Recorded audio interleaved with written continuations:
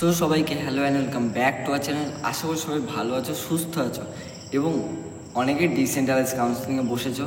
যাদের খুবই ভালো র্যাঙ্ক আছে তারাও ডিসেন্ট্রালাইজে বসছো, কিন্তু সবারই একটাই ইচ্ছা থাকে, তারা একটা ভালো কলেজে পড়বো। অনেকেরই ইচ্ছা আছে তারা যাদবপুরে আমি ভর্তি হতে চাই। তো এর জন্য আমার কত র্যাঙ্ক করতে হবে, কত র্যাঙ্ক থাকলে আমি সেফ জোনে আছি যাদবপুরে ভর্তি হওয়ার জন্য। দাদা ঠিক আছে, যাদবপুরে আমি তো ভর্তি হবে, যাদবপুরে কাউন্সিলিংটা কবে হবে, যাদবপুরে কাউন্সিলিংয়ের ডেটটা একটু বলো।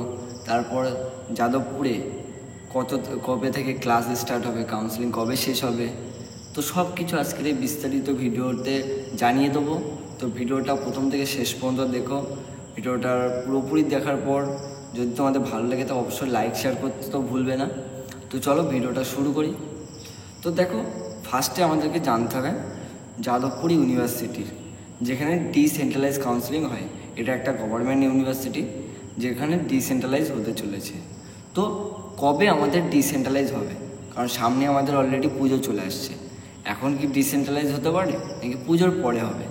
তো দেখো, ফার্স্টেই তোমাদের যেটা বলে রাখি, যাদবপুরের ডিসেন্ট্রালাইজ কাউন্সিলিং যতটা বোঝা যাচ্ছে এখনও পর্যন্ত যে আপডেট এসছে তাতে হচ্ছে পুজোর পরে ডিসেন্ট্রালাইজ হবে। তো আমাদের ডিসেন্ট্রালাইজ হবে, তো ডিসেন্ট্রালাইজ এখানে মোটামুটি কতগুলো সিট ফাঁকা আছে আমি অ্যাপ্লাই করতে পারবো, কত র্যাঙ্ক করতে হবে। তো দেখো, যাদবপুরে যতটা জানা গেল তোমার একটা হিউজ অ্যামাউন্ট, মোটামুটি 20 বা 10-15 এরকম একটা সিট ফাঁকা আছে, সব টোটাল ডিপার্টমেন্ট মিলিয়ে।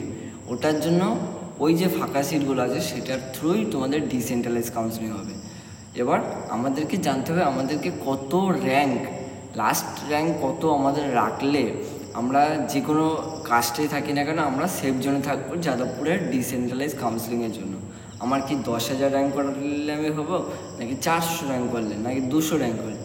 দেখো, তোমাদের যেটা জানতে হবে যাদবপুরের ডিসেন্ট্রালাইজ কাউন্সিলিংয়ের মেন পয়েন্ট হচ্ছে, সবথেকে মেন ফ্যাক্টর যেটা হচ্ছে সেটা হচ্ছে তোমাদের একদম র্যাঙ্কটা হচ্ছে ম্যাটার করে।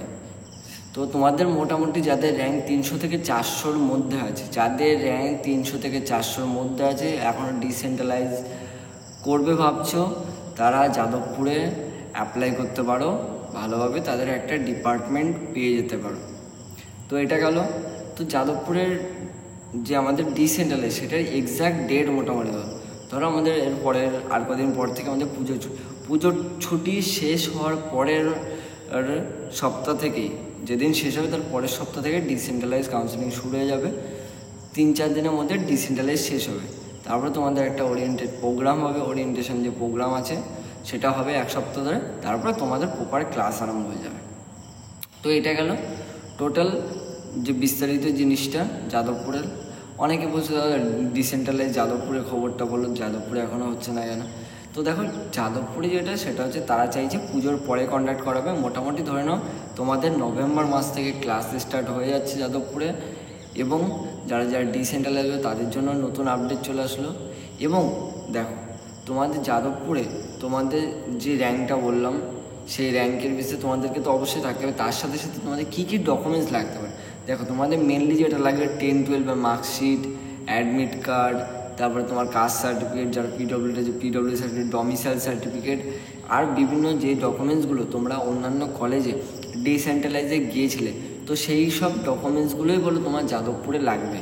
তো আমি বলবো ডকুমেন্টসগুলো ওকে একসাথে রেখে দিও, এবং যখন যাদবপুরে তোমরা কাউন্সিলিংয়ে যাবে তখন সেখানে তোমরা ডকুমেন্টসগুলোকে নিয়ে সব কিছু অ্যাটাচ করে তখন হচ্ছে সাবমিট করবে।